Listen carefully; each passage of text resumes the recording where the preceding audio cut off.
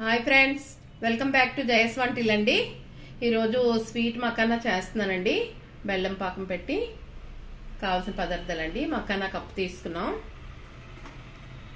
అరకప్పు నువ్వులండి వేయించుకుంటాం. ఈ రెండును బెల్లం కప్పు అండి, కొద్దిగా తగ్గించి యాలకి పొడి ఒక అర స్పూను డ్రైగా వేసుకున్నామండి. సిమ్లో పెట్టి డ్రైగా నేను వేపాలండి. మనకి చూసారండి ఇలా అంటే మనకి ఇలా అయిపోవాలండి. మనం సిమ్లోనే వేపామండి. తీసుకున్నామండి, నువ్వులు వేపుకున్నామండి. ఇవిలోనే వేపుకోవాలండి.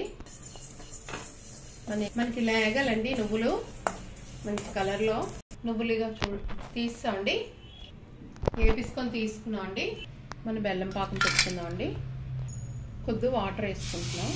పాకం మనకి పాకం వచ్చిందో లేదో చూడడానికి ఇలా నీటిలోనే వేసి ఇలా అంటే మనకి టైట్గా అయిపోవాలండి. బెల్లం చూసారా ఇలా పడాలండి. గట్టిగాన మనకి ఇంత రాయిలాగా అయిపోవాలి. బెల్లం పాకం వచ్చినట్టు పక్కన వేసుకుందామండి. ఇలా నెయ్యి రాసుకోవాలండి. మనం ప్లేట్కి నెయ్యి రాసుకొని రెడీగా ఉంచుకొని ఇలా కలిపిస్తామండి. ఇప్పుడు మనం నువ్వులు వేసుకోవాలి. పైన యాలకి పొడి ఇప్పుడు వేసుకుందామండి.